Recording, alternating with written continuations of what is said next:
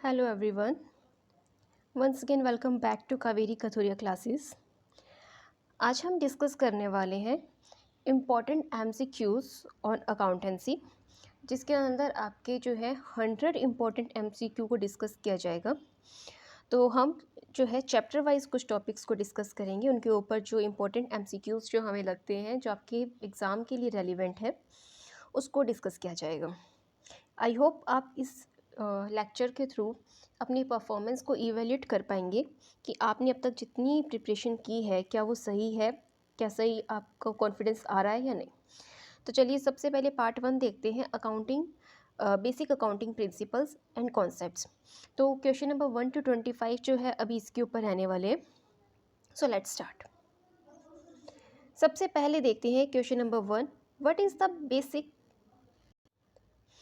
Is the primary purpose of accounting. सबसे पहले हम देखते हैं क्वेश्चन नंबर 1 है कि what is the primary purpose of accounting. Accounting का प्राइमरी पर्पस क्या है। 4 ऑप्शंस दिए हैं आपको, पहले सभी ऑप्शंस को समझेंगे। आई नो यहाँ पर आंसर्स विजिबल है, डायरेक्टली आप आंसर्स जिनको आता है आंसर पे जाके देख के आप नेक्स्ट क्वेश्चन अपना देख सकते हैं, बट जिसको थोड़ी क्लैरिटी कम है वो डिटेल देखें।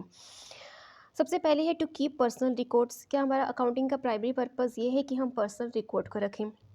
सेकंड है to keep financial information of for decision making, कि हमारा पर्पस ये है कि हमें फाइनेंशियल इन्फॉर्मेशन प्रोवाइड करे जो डिसीजन मेकिंग में हेल्प करती है।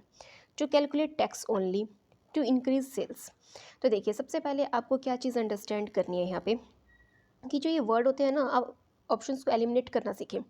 जैसे ये वर्ड है ओनली, ये आप यहाँ पे डायरेक्टली एलिमिनेट कर सकते हैं कि क्या आपका अकाउंटिंग का पर्पस सिर्फ टैक्स कैलकुलेट करना, नहीं। चूँकि personal records, no. To provide financial information for decision making, yes. हमारा मेन पर्पस होता है जो हम अकाउंटिंग करते हैं वो इसीलिए करते हैं कि हमें फाइनेंशियल इन्फॉर्मेशन मिले और हम जो है डिसीजन मेकिंग कर सकें। Next question is which concept assumes a business will continue indefinitely. ऐसा कौन सा कॉन्सेप्ट है जो ये मानकर चलता है कि बिजनेस जो है आपका कंटिन्यू चलेगा, ठीक है, कोई स्पेसिफिक टाइम पीरियड के लिए नहीं बनाया गया और ये इनडेफिनेटली टाइम पीरियड के लिए चलेगा। तो 4 ऑप्शंस यहाँ आपको दिए हैं, entity concept, matching concept, going concern concept and dual aspect concept. देखिए आपको पता है इसका आंसर क्या है, गोइंग कंसर्न कॉन्सेप्ट, क्योंकि गोइंग कंसर्न कॉन्सेप्ट ये कहता है कि बिजनेस जो है आपका लॉन्ग रन के लिए चलता जाता है और कब तक चलेगा इसका कोई टाइम पीरियड फिक्स नहीं है, जब तक आप चलाना चाहते हैं चला सकते हैं। तो इसका आंसर होता है गोइंग कंसर्न कॉन्सेप्ट। लेकिन आपको ये भी पता होना चाहिए कि बिजनेस एंटिटी कॉन्सेप्ट क्या कहता है। बिजनेस एंटिटी कॉन्सेप्ट कहता है कि बिजनेस के अंदर जो रिकॉर्ड रखे जाते हैं वो बिजनेस के पॉइंट ऑफ व्यू से रखने चाहिए। बिजनेस और बिजनेस पर्सन दोनों जो है क्या है, अलग अलग है, राइट। नेक्स्ट है matching concept.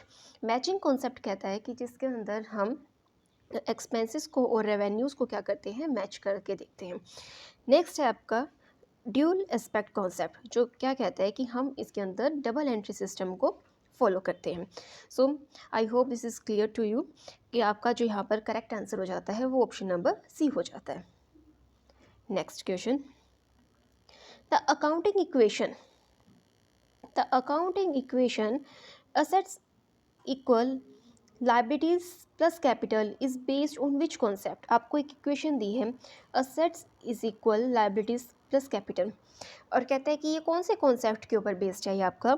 So cash basis, dual aspect concept, cost concept या रियलाइजेशन कॉन्सेप्ट। देखिए ध्यान से समझना इस चीज़ को। आपको पता है कि हम जो है ये रूल फॉलो करते हैं, इसको हम क्या कह रहे हैं कि ड्यूल एस्पेक्ट का मतलब है double entry system. It means कि एक ट्रांजैक्शन जो है दो साइड पर जाती है, एक डेबिट भी होता है क्रेडिट भी। इट्स मीन जिस चीज़ का ट्रांजैक्शन का डेबिट है तो वो कहीं ना कहीं क्रेडिट भी हो रही है, और जो कहीं क्रेडिट हो रही है वो कहीं डेबिट भी होती है। तो asset is equal liabilities plus capital, जो ये आपका ये कॉन्सेप्ट है, ये कौन सा होता है, dual aspect concept. So B is your correct answer. Now move to next question, which of the following is an intangible asset. आपको ऑप्शंस दिए हैं, इसमें से कौन सी जो है असेट क्या है आपकी, इंटेंजिबल है। इंटेंजिबल असेट वो होती है जिसे हम देख नहीं सकते, छू नहीं सकते। मशीनरी इसे देख सकते हैं, स्टॉक इसे भी देख सकते हैं, छू सकते हैं, कैश इसे भी देख सकते हैं, छू भी सकते हैं। इसे तो आप क्या कर रहे हैं कि एक मोस्ट इम्पॉर्टेंट असेट है आपकी बिज़नेस की। लेकिन ये जो गुडविल है, ये क्या कहती है, ये आपकी कंपनी की रेपुटेशन जो होती है, आपकी जो गुड पॉजिटिव जो ओपिनियंस होते हैं पब्लिक के दिमाग में आपके बारे में, उसको क्या कहते हैं, गुडविल। और इसको जो है देखा या छुआ नहीं जा सकता, that is intangible asset. So here C is your correct answer. Now move to next question.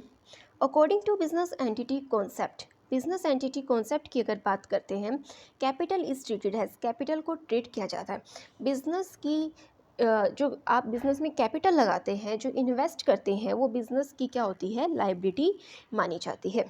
सो बहुत ही सिंपल क्वेश्चन है, लेकिन फिर भी बच्चे जो है कई बार कंफ्यूज हो जाते हैं। आपको ये छोटे छोटे क्वेश्चंस ध्यान रखने हैं, कॉन्सेप्ट्स आपकी क्लैरिटी अच्छी है तो आप इनको इजीली अटेम्प्ट कर पाएंगे। So A is your correct answer.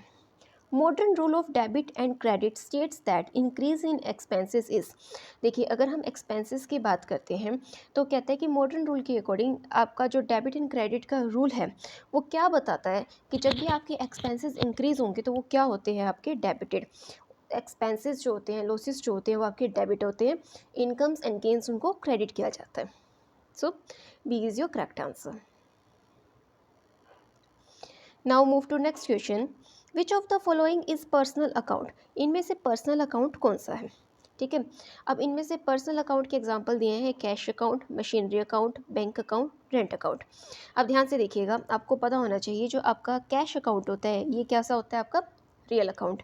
Machinery account भी कैसा होता है, real account.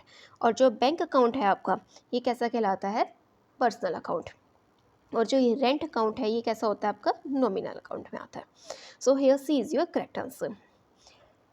Now move to next question.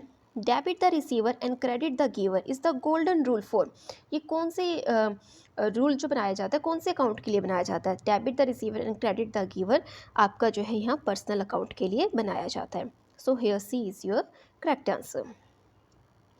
Debit what comes in and credit what goes out, ये आपका गोल्डन रूल बनाया जाता है किसके लिए, आपकी असेट्स को रिकॉर्ड करने के लिए। तो ये जो है यूज़ किया जाता है, इसको क्या कहते हैं, रियल अकाउंट के लिए। आपको पता है रियल अकाउंट जो है आपकी असेट्स से रिलेटेड होता है, debit what comes in and credit what goes out. So real account आपका यहाँ करेक्ट आंसर हो जाएगा। Now move to next question.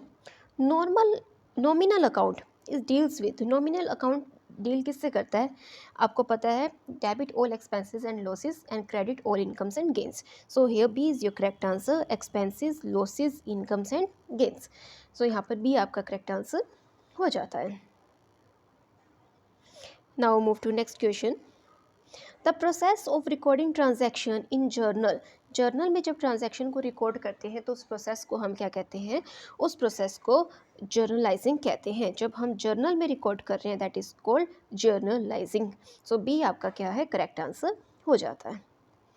The process of transferring the transaction from journal to ledger, जब journal से लेकर, ठीक है, जर्नल में आपने पहले रिकॉर्ड किया, वो प्रोसेस कहलाता है जर्नलाइजिंग, लेकिन जर्नल से जब लेजर में रिकॉर्ड करते हैं दैट इज कॉल्ड पोस्टिंग।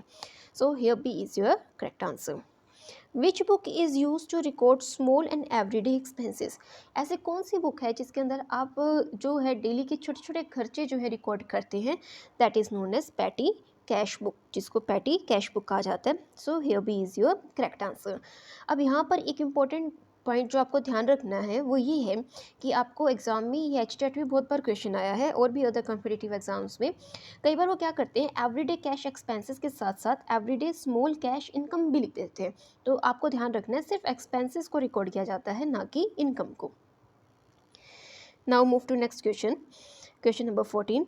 यहाँ पर अभी आता है आपका, the proper journal is use to record, proper journal को यूज़ किया जर्नल प्रॉपर को यूज़ किया जाता है टू रिकॉर्ड, क्या चीज़ रिकॉर्ड करने के लिए।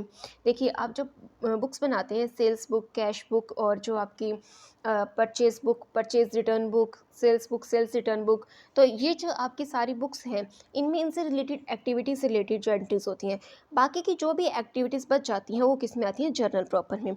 तो यहाँ पर जो आपकी एंट्रीज आएंगी, opening entry, closing entry, adjustment entries, ये सारी किस में रिकॉर्ड की जाती हैं, आपकी जर्नल प्रॉपर में रिकॉर्ड की जाती हैं।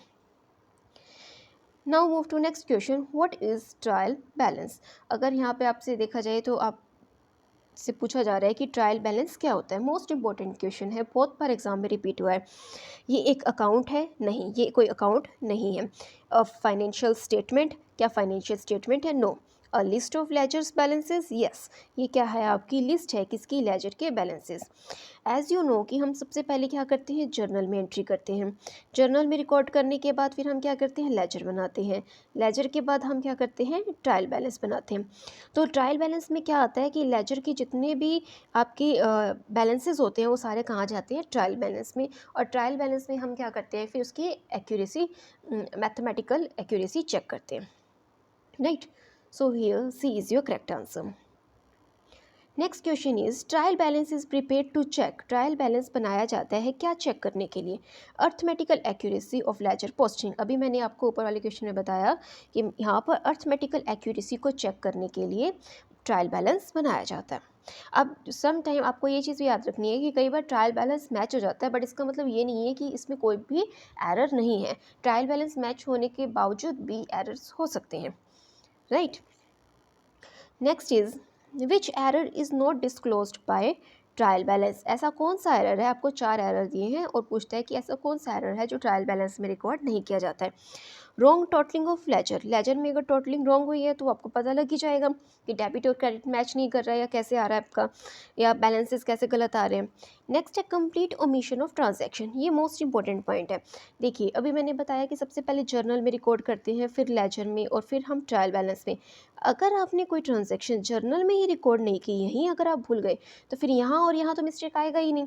तो यहाँ पर क्या होगा? आपको गलती का पता ही नहीं लगेगा, एरर जो है वो डिस्क्लोज ही नहीं होगा। So here B is your correct answer, complete omission of a transaction. The principle of conservatism and prudence states that a business। देखिए प्रिंसिपल ऑफ कंजर्वेटिज्म सबसे पहले ही समझते हैं क्या होता है। ये कहता है कि हमें फ्यूचर में होने वाले प्रॉफिट्स को आज कंसिडर नहीं करना है, लेकिन फ्यूचर में होने वाले लॉसेस को हमें आज ही कंसिडर करना है। इसको हम कहते हैं प्रिंसिपल ऑफ कंजर्वेटिज्म या प्रिंसिपल ऑफ प्रूडेंस। अब यहाँ पर कहता है कि इसका क्या मतलब है? Anticipate all futures profit? नहीं। Anticipate no profit but provide for all possible losses? Yes. Ignore future losses? नहीं, बिल्कुल नहीं, ऐसा तो बिल्कुल नहीं कर सकते। Record everything at a historical cost? No. इसका क्या करेक्ट आंसर होगा? Anticipate no profits but provide all possible losses. Now move to next question. Revenue is generally recognise. Revenue को रिकोगनाइज किया जाता है व्हेन। कब रेवेन्यू को रिकोगनाइज किया जाता है? देखिए सबसे पहले हम इस कॉन्सेप्ट का समझते हैं कि रेवेन्यू होता क्या है। जब भी आप कोई गुड सेल करते हैं, ठीक है, अब उस सेल से जो आपको अमाउंट मिलता है वो आपका क्या कहलाता है? सेल्स रेवेन्यू, या सिंपल भाषा में इसे रेवेन्यू भी बोला जाता है। अब एक चीज़ मानकर चलिए, आज आपने कोई गुड सेल किया, ठीक है, अपने बिजनेस में, और आपने सेल कर दिया और कस्टमर उसको ले गया, और वो ये कह कर गया है कि पेमेंट जो है 4 दिन बाद करेगा, तो वो आज के दिन आपकी क्या मानी जाएगी? सेल मानी जाएगी, चाहे आपके पास उसका अमाउंट आज ना आया हो। तो यहाँ पर यही ये चीज़ समझाना चाहता है कि revenue is considered, is generally recognised कब? When the cash is received? No. जिस दिन सेल हो गया उसी दिन मानेंगे। गुड्स आर डिलीवर्ड और सर्विसेज रेंडर। जिस दिन आपने गुड्स डिलीवर कर दिए या अपनी सेवाएं प्रदान कर दी, उसी दिन जो है ये माना जाएगा कि उस तारीख में रेवेन्यू जनरेट हो गया है। Order is received? No. Production is completed? No. So here B is your correct answer. Now move to next question, question number 20। Under the accrual basis of accounting, अगर हम यह बात करें एक्रूअल बेसिस ऑफ अकाउंटिंग की, expenses are recorded. Expenses को record किया जाता है व्हेन। एक्सपेंसेस को कब रिकॉर्ड करेंगे? When the cash is paid? No. Accrual concept का क्या मतलब है कि आपने जिस दिन खर्चा, देखिए आपने कोई सर्विसेज ले ली, उसी दिन आपका खर्चा हो गया, इवन चाहे आपने कैश में पेमेंट ना की हो। Expenses are recorded when they are incurred, ठीक है, तो वो उसी दिन माने जाएंगे जिस दिन आपने सर्विसेज ले ली हैं या प्रोडक्ट परचेज कर लिया, आपका खर्चा माना जाएगा, इवन चाहे आप पेमेंट बाद में करें। So B is your correct answer. So next year start? No. Profit is calculated? No. Now move to next question, question number 21। Which ledger balance usually has credit balance. Ledger balance की बात करें, कहता है कि which ledger balance usually has a credit balance. Credit balance किसका होता है? देखिए इसको आंसर करने से पहले एक छोटी सी चीज़ हम समझते हैं। हम परचेज़ की बात करते हैं तो आपको पता है परचेज़ का बैलेंस क्या होता है, डेबिट। सेल्स की बात करते हैं तो सेल्स का बैलेंस कैसा होता है, क्रेडिट। और दूसरी तरफ अगर हम परचेज़ रिटर्न की बात करते हैं तो परचेज़ रिटर्न का बैलेंस कैसा होता है, क्रेडिट। और सेल्स रिटर्न की बात करें तो इसका बैलेंस कैसा होता है, डेबिट। ये बहुत बेसिक सी चीज़ है, अब इसको एक्सप्लेन करने की ज़रूरत नहीं है। अब यहाँ पे क्या पूछता है कि लेजर बैलेंसेस की जब बात करें तो क्रेडिट बैलेंस किसका होगा, तो क्रेडिट बैलेंस या तो सेल्स का होगा या फिर परचेज रिटर्न का होगा। अब यहाँ पर आपको क्या सेल्स दिखाई दे रहा है, नहीं, ड्राइंग की तो कोई यहाँ पे लेना देना ही नहीं है। सेल्स रिटर्न नहीं, इसका तो क्रेडिट होता ही नहीं, तो डेबिट होता है, यहाँ दे रखा है। अब यहाँ परचेज रिटर्न, सो सी क्या हो जाएगा आपका, करेक्ट आंसर हो जाएगा। सो कैरीज इनवर्ड भी यहाँ से एलिमिनेट हो जाता है। So here C is your correct answer. What does the ledger folio, ledger folio मतलब LF पूछ रहा है तो इसका मतलब क्या होता है, बेसिक सी चीज़ है ledger folio. Discount given to customer for promote और अर्ली पेमेंट, जब भी हम किसी कस्टमर को डिस्काउंट देते हैं ताकि वो जो है अभी जल्दी पेमेंट करते हैं तो उसको क्या कहते हैं। इसका मतलब क्या है कि मान लीजिए आपने किसी कस्टमर को गुड्स सेल किए 50,000 रुपीज़ के, और आपने उनको क्या किया, ऑफ़र दिया कि आप अगर अभी पेमेंट कर देते हो मुझे, उस कस्टमर को कहा तो हम आपको 2,000 की डिस्काउंट दे देंगे और आप अभी जो है 48,000 की पेमेंट कर दीजिए। तो ये हमने जो है कस्टमर को जो दिया है, ध्यान दीजिएगा वर्ड दिया है कस्टमर, कस्टमर को जो हम डिस्काउंट देते हैं वो कहलाती है आपकी cash discount. Which discount is not recorded in the books of account, ऐसी कौन सी डिस्काउंट है जिसको बुक्स ऑफ अकाउंट में नोट वर्ड आपको एग्जाम में बहुत ध्यान से पढ़ना है, not recorded in the books of account, उसको हम क्या कहते हैं, trade discount. So B is your correct answer. The amount invested by the owner into the business is called, जो अमाउंट इन्वेस्ट की जाती है bye the owner in the business, वो क्या होती है, उसको क्या कहते हैं, कैपिटल। क्या कहलाती है वो, capital. Amount invested by the owner in the business is called capital. तो ये कुछ हमारे बेसिक क्वेश्चन थे, क्वेश्चन नंबर 1 to 25 हमने जो है बेसिक अकाउंटिंग कॉन्सेप्ट्स पे डिस्कस किए। Now move to the next part number 2 में हम कुछ इंपॉर्टेंट क्वेश्चंस देखते हैं जो आपके रिलेटेड रहेंगे, किससे, फाइनेंशियल अकाउंटिंग से, BRS और फाइनेंशियल अकाउंट्स, इनमें हम देखते हैं। अभी 26 to 50 क्वेश्चंस नेक्स्ट हम डिस्कस करते हैं। So let's start. Depreciation is charge on fixed assets due to, depreciation charge किया जाता है फिक्स्ड असेट पर, किस लिए, वियर एंड टीयर की वजह से, ऑब्सोलेंस की वजह से, पैसेज ऑफ टाइम की वजह से, and all of the above. Yes, all of the above, इन सब चीज़ों की वजह से जो है डेप्रिसिएशन चार्ज किया जाता है। Next question is which depreciation method give equal depreciation amount every year. अब आपसे यहाँ क्या पूछना चाह रहा है कि ऐसा कौन सा डेप्रिसिएशन का मेथड है जिसके अंदर डेप्रिसिएशन का अमाउंट हर साल सेम रहता है। देखिए, जैसे हमने 1 लाख की कोई मशीनरी परचेज़ की और इसके ऊपर 10% का जो है हम क्या लगा रहे हैं, डेप्रिसिएशन लगा रहे हैं। 10% डेप्रिसिएशन के हिसाब से इसका डेप्रिसिएशन इस साल कितना बन गया, 10,000। तो नेक्स्ट ईयर फिर क्या होगा, फिर अगेन 1 लाख के ऊपर जो है आपका 10% डेप्रिसिएशन लगाया जाएगा और फिर ये 10,000 का डेप्रिसिएशन आएगा। तो ये क्या रहता है कि जब हम फिक्स्ड मेथड को यूज़ करते हैं या फिर ये कहें स्ट्रेट लाइन मेथड को यूज़ करते हैं, तो उस समय हमारा जो डेप्रिसिएशन का अमाउंट है एवरी ईयर क्या रहता है, इक्वल रहता है। इक्वल आए या सेम लिखा है, वो क्या रहता है, सेम रहता है। तो ये आंसर हो जाएगा, B is your correct answer. Next is under the written down value method depreciation is calculated on. अगर हम रिटर्न डाउन वैल्यू मेथड की बात करें तो डेप्रिसिएशन किस पे कैलकुलेट किया जाता है, ओरिजिनल कॉस्ट पे? नो, ओरिजिनल कॉस्ट की अगर आप बात करते हैं तो ओरिजिनल कॉस्ट पे तब कैलकुलेट किया जाता है जब हम स्ट्रेट लाइन मेथड को यूज़ कर रहे हो। लेकिन जब बात रिटर्न डाउन वैल्यू मेथड की आती है तो यहाँ पर बुक वैल्यू के ऊपर कैलकुलेट किया जाता है, book value of the assets. Market value no, scrap value no. तो एक बार इस कॉन्सेप्ट को समझते हैं कि ये हमारा बुक वैल्यू का आंसर कैसे आया। देखिए, 1 लाख की जो है आपने क्या किया, असेट को परचेज़ किया। अब इसके ऊपर आपने 10% से डेप्रिसिएशन लगाया। अब आपका डेप्रिसिएशन कितना बन गया, 10,000 बन गया। अब ये जो 10,000 आपका बन गया, ये 1 लाख में से 10,000 डिडक्ट करने के बाद नेक्स्ट ईयर जो बुक्स में असेट की वैल्यू शो की जाएगी वो 90,000 शो की जाएगी। राइट। अब इस 90,000 पे नेक्स्ट ईयर जब हम 10% लगाएंगे तब हमारा डेप्रिसिएशन कितना बन जाएगा इसका, 10%, दैट इज़ 9,000। तो इसलिए ये कहता है कि जो ये बैलेंसिंग अमाउंट जो हमारी शो की जाती है बुक में, book value of the asset, इसी के ऊपर डेप्रिसिएशन लगता है रिटर्न डाउन वैल्यू मेथड में। So B is your correct answer. Now move to next question. Closing stock is valued at cost और market price whichever is lower. तो आपको पता है कि हम क्लोजिंग स्टॉक को किस पे रिकॉर्ड करते हैं, कॉस्ट पे या फिर मार्केट प्राइस पे, जो भी इनमें से कम हो। Next is bank reconciliation statement is prepared by. Bank reconciliation statement को कौन बनाता है, अकाउंट होल्डर यानी कि बिजनेस। अब ब्रैकेट में लिखा है ना, बिजनेस बनाता है। देखिए अब क्या है कि एक कैश बुक होती है और एक परचेज बुक, एक पासबुक होती है, एक कैश बुक और एक पासबुक। अब जो ये पासबुक होती है ये कौन बनाता है, बैंक बनाता है, और ये कैश बुक जो है ये क्या, बिजनेस बनाता है। अब जब ये दोनों मैच नहीं करती तो इनमें से हमने देखना होता है कि क्या रीज़न है, ये मैच क्यों नहीं कर रही है। तो हम क्या करते हैं, हम बनाते हैं बीआरएस। बैंक बीआरएस नहीं बनाएगा, बैंक ने तो अपनी पासबुक बना के भेज दी, हम बीआरएस बनाएंगे और फिर ये देखेंगे कि दोनों में डिफरेंस क्यों आ रहा है। So it is prepared by account holder, that is business. Next is debit balance in cash book means. Cash book के अंदर डेबिट बैलेंस का क्या मतलब होता है। देखिए एक होती है कैश बुक, एक आपकी होती है पासबुक, ठीक है। अब इसका भी एक डेबिट बैलेंस होता है और इसका एक क्रेडिट बैलेंस होता है। सिमिलरली जो आपकी पासबुक है, पासबुक के भी एक डेबिट बैलेंस होता है और एक क्रेडिट बैलेंस होता है। अब जो आपका कैश बुक का डेबिट बैलेंस होता है वो कौन सा होता है, आपका पॉजिटिव, और जो क्रेडिट बैलेंस होता है वो नेगेटिव। और यहाँ पर जो पॉजिटिव बैलेंस होता है इसी को हम फेवरेबल कहते हैं, और जो नेगेटिव होता है इसको अनफेवरेबल कहते हैं। क्लियर। सिमिलरली जो आपकी पासबुक होती है इसका डेबिट बैलेंस कैसा होता है, नेगेटिव, और क्रेडिट बैलेंस कैसा होता है, पॉजिटिव।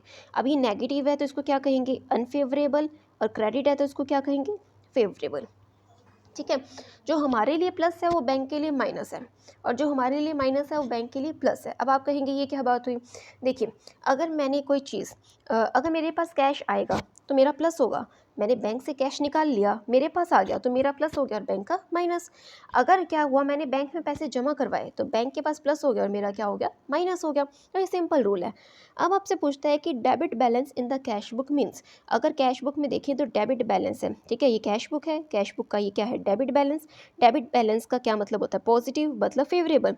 फेवरेबल आपका क्या होगा, यहाँ पर बैलेंस हो जाता है। अब एक चीज़ आपको ध्यान रखनी है, जो ये मेरा फेवरेबल है, ठीक है, डेबिट बैलेंस है in the cash book means. अब इसमें बताइए कि पासबुक के हिसाब से पूछता है, बैंक बैलेंस के हिसाब से पूछ रहा है कि मेरा जो प्लस है, फेवरेबल बैलेंस है, जो मेरा डेबिट बैलेंस है कैश बुक में, मतलब कैश बुक में जो दो पोर्शन बनाए जाते हैं, कैश कॉलम और बैंक, कैश बैलेंस और बैंक बैलेंस, उसके अंदर मेरा क्या है, यहाँ पर फेवरेबल बैंक बैलेंस शो करेगा। So here C is your correct answer.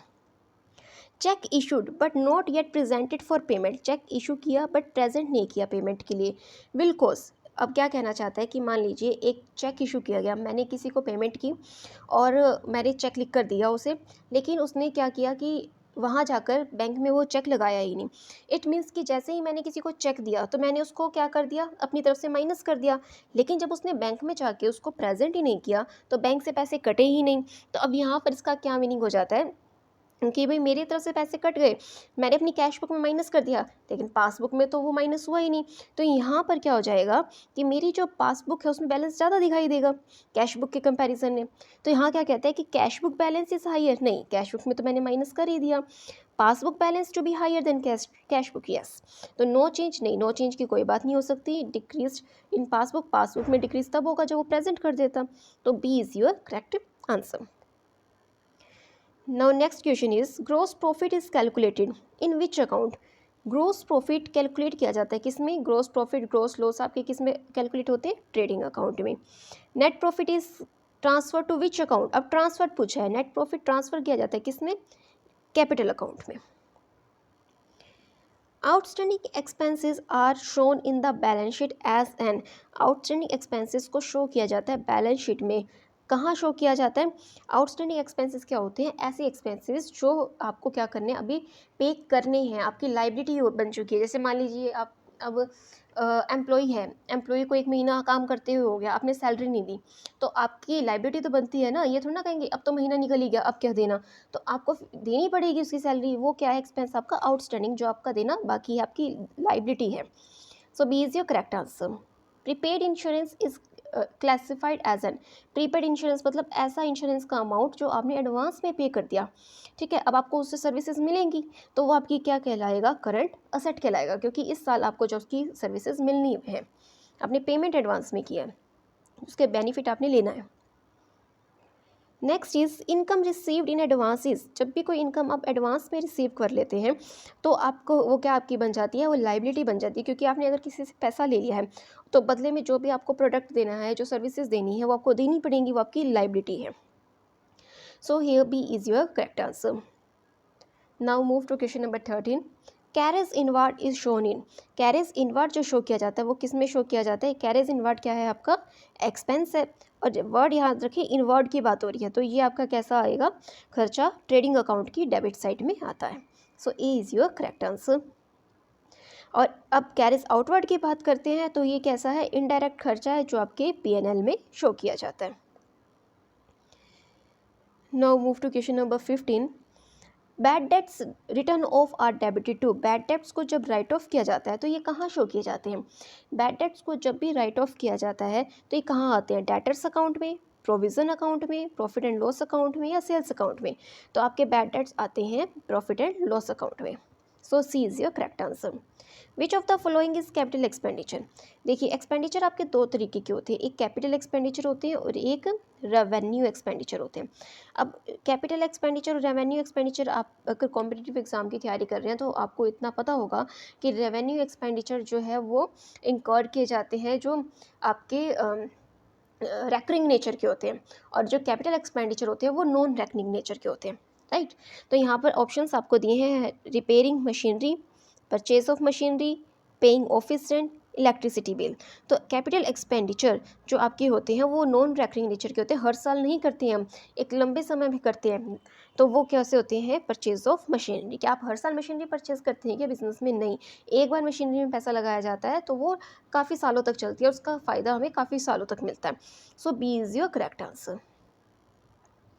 White washing an old building is just purchase is an, अब वाइट वॉश करवाया जा रहा है, ध्यान से देखिएगा इस क्वेश्चन को, क्या कहता है कि वाइट वॉश करवाना ओल्ड बिल्डिंग, हाँ मतलब आपने कोई ओल्ड बिल्डिंग परचेज की है, इज जस्ट परचेज अभी परचेज की है, अब सेकेंड हैंड बिल्डिंग आपने परचेज की है, आप उसको वाइट वॉश करवाएंगे, ठीक है, तो यहाँ पर ये कैसा आपका खर्चा है, रेवेन्यू नेचर का, क्या ये रेवेन्यू एक्सपेंडिचर है, नहीं, ये आपका कैसा है, कैपिटल एक्सपेंडिचर। कैपिटल एक्सपेंडिचर क्यों है, क्योंकि ये जो है आपकी मेंटेनेंस के लिए नहीं है, अगर मेंटेनेंस होता और ऐसा लिखा जाता कि आपने अपनी बिल्डिंग का जो है वाइट वॉश करवाया, जो बिल्डिंग आपकी कई सालों से आप यूज़ कर रहे हैं और उसका वाइट वॉश अगर करवाते तो वो रेवेन्यू नेचर का होता, क्योंकि वो मेंटेनेंस हो रही है उसकी, रिपेयरिंग आ जाए, मेंटेनेंस आ जाए, वो आपका रेवेन्यू नेचर है। लेकिन जब आप कोई बिल्डिंग परचेज कर रहे हैं, आपने सेकेंड हैंड लिया, लेकिन आपके लिए तो न्यू है ना, आपके लिए तो अपनी है, अब आप उसको पहली बार वॉश करवा रहे हैं तो वो कैसा कहलाएगा, आपका कैपिटल एक्सपेंडिचर, जो आपको जो है, जो आपका नॉन रैकरिंग नेचर का खर्चा है, जो आपको फ्यूचर में बेनिफिट देने वाला है। Heavy advertisement spend on launching a new product, जब भी कोई न्यू प्रोडक्ट को लॉन्च किया जाता है तो उसके ऊपर बहुत एडवर्टीजमेंट करवानी पड़ती है, अलग अलग मीडिया यूज़ करके जो है हम उसकी पॉपुलैरिटी को बढ़ाते हैं, पब्लिसिटी करते हैं प्रोडक्ट की, तो वहाँ पर वो जो खर्चा किया जाता है वो आपका डेफर्ड रेवेन्यू एक्सपेंडिचर कहलाता है।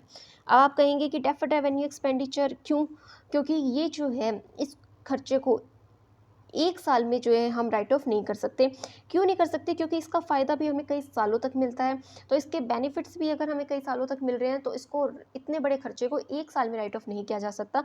इसको जो है हम एस्टिमेट लेकर चलते हैं कि इस एडवर्टीजमेंट से हमें कब तक बेनिफिट मिलेगा, मान लीजिए कि 5 साल तक मिलेगा या 10 साल तक मिलेगा, जितने भी सालों तक बेनिफिट मिलेगा उसके अंदर इसको इक्वल पार्ट्स में लेकर राइट ऑफ किया जाता है। So here C is your correct answer. The balance of suspense account is transfer to, suspense account का बैलेंस जो है वो कहता है कहाँ ट्रांसफ़र किया जाता है, वो हमेशा आपका बैलेंस शीट के अंदर ट्रांसफ़र किया जाता है। मोस्ट इंपॉर्टेंट क्वेश्चन है, ध्यान रखना, सस्पेंस अकाउंट बैलेंस शीट में आता है। Provision for doubtful debts is created on which concept, जो डाउटफुल डेट्स के लिए प्रोविज़न्स बनाए जाते हैं वो कौन से कॉन्सेप्ट के ऊपर रिलेटेड है। देखिए आपको पता है कि कुछ डेट्स है आपके जो डूब सकते हैं, डाउटफुल डेट्स हैं, उसके लिए प्रोविज़न तैयार करते हैं।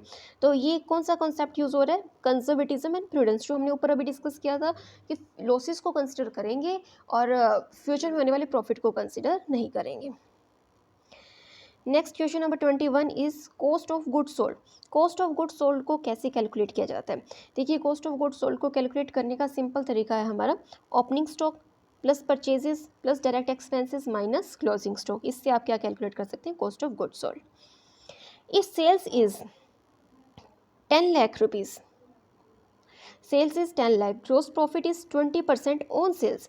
सेल के ऊपर 20% है, तो सेल कितनी है 10 लाख की, 20% इसके ऊपर जो 20% है वो क्या है आपका ग्रोस प्रॉफिट, मतलब 10 लाख का 20% कितना हो गया 2 लाख। अब 10 लाख में से 2 लाख अगर माइनस कर देंगे तो आपकी क्या निकल आएगी कॉस्ट। बहुत ही बेसिक सा क्वेश्चन है। आंसर जो बी है आपका करेक्ट आंसर हो जाएगा 8 lakh rupees. Secret reserves can be created by, secret reserve create किए जाते हैं by, secret reserve is created by over valuation of stock, under valuation of liabilities, under valuation of assets और stock, excessive net profit. देखिए आपको secret reserves बनाने हैं, तो आप यहाँ से ना ऑप्शंस को एलिमिनेट करना सीखो। Over valuation of stock, stock को ओवर वैल्यू कर दोगे तो सीक्रेट रिजर्व्स कैसे बनेंगे, ठीक है। Under valuation of liabilities, liabilities को अंडर वैल्यूट करना, मतलब अपनी लाइबिलिटीज़ को कम दिखाना। Under valuation of the assets और स्टॉक, अपनी स्टॉक और असेट्स को अंडर वैल्यू करके दिखाना। ये एक्सेसिव नेट प्रॉफिट करना। देखिए अगर कोई भी ऐसी एक्टिविटी जिससे आपका ज़्यादा प्रॉफिट शो किया जाता है तो आप उसको अपने लिए बचा कर कैसे रखेंगे। आपका तो सीक्रेट रिजर्व्स का पर्पज़ यही है ना कि आप जो है प्रॉफिट डिस्क्लोज ही ना करें, ठीक है। आप अपने प्रॉफिट को छुपाना चाहते हैं, तो आप अपने प्रॉफिट को छुपाने का मतलब क्या है कि आप कोई ना कोई ऐसा खर्चा दिखा दें कि भाई जिससे आप अपने रिजर्व्स को लोगों को ये दिखाएं कि हमें तो प्रॉफिट हुआ ही नहीं है, और जबकि प्रॉफिट को आप बचा लें। तो यहाँ पर आप जब भी असेट्स को डाउन कर देंगे, स्टॉक्स की वैल्यू को डाउन कर देंगे, तो इसके थ्रू आप क्या कर सकते हैं, अपने सीक्रेट रिजर्व्स क्रिएट कर सकते हैं। विच असेट इज़ नॉट डेप्रिशिएबल, इनमें से कौन सी ऐसी असेट है जिसको डेप्रिशिएट नहीं किया जा सकता है। बिल्डिंग, इसको डेप्रिशिएट किया जाता है। मशीनरी, ये भी डेप्रिशिएट होती है। व्हीकल्स भी डेप्रिशिएट होते हैं, लेकिन जो लैंड है इसको ये डेप्रिशिएटेड नहीं होती है, ठीक है। तो यहाँ पर सी आपका जो है करेक्ट आंसर हो जाता है। Now next question is the term amortisation is used for. Amortisation जो है वर्ड यूज़ किया जाता है किसके लिए, फिक्स्ड टेंजिबल असेट्स के लिए, इनटेंजिबल असेट्स के लिए, वेस्टिंग असेट्स के लिए, या फिर करंट असेट्स के लिए। तो अब आपको क्या ध्यान रखना है कि हम डेप्रिसिएशन वर्ड यूज़ करते हैं, एक अमोटाइजेशन वर्ड यूज़ करते हैं, ये दोनों ही किसके लिए, इनटेंजिबल असेट्स के लिए यूज़ किए जाते हैं। सो यहाँ पर जो है आपको ध्यान रखना है डेप्रिसिएशन वर्ड भी यूज़ किया जाता है, ठीक है। सॉरी, आपको क्या ध्यान रखना है, डेप्रिसिएशन जो है वो टेंजिबल के ऊपर, टेंजिबल असेट्स के ऊपर लगता है, जैसे मशीनरी पर, बिल्डिंग पर, व्हीकल्स पर, इस तरीके से ये टेंजिबल पर रखता है। और जो अमोटाइजेशन होता है ये इनटेंजिबल असेट्स के ऊपर रखता है, ये चीज़ आपको ध्यान रखनी है। So B is your correct answer. तो ये थे हमारे 25 क्वेश्चन जो हमने किसके ऊपर डिस्कस किए, अपने BRS के कॉन्सेप्ट पर और अपने फाइनेंशियल अकाउंटिंग के कॉन्सेप्ट पे। 50 क्वेश्चन जो हैं यहाँ तक हमारे हो चुके हैं। सो ये थे आज के हमारे 50 इंपॉर्टेंट क्वेश्चंस जो हमने डिस्कस किए, पार्ट 1 में 25, पार्ट 2 में 25। आई होप ये आपको जो है क्लियर होंगे, और कोई भी अगर डाउट हो तो आप कमेंट सेक्शन में पूछ सकते हैं। और नेक्स्ट लेक्चर में हम डिस्कस करेंगे हमारे बचे हुए 50 क्वेश्चंस जो आपके अकाउंटिंग पर रहेंगे। सो तब तक के लिए आप इस लेक्चर को देखिए और अपनी परफॉर्मेंस को इवैल्यूएट कीजिए। So meet you in the next lecture. Till then, thank you very much.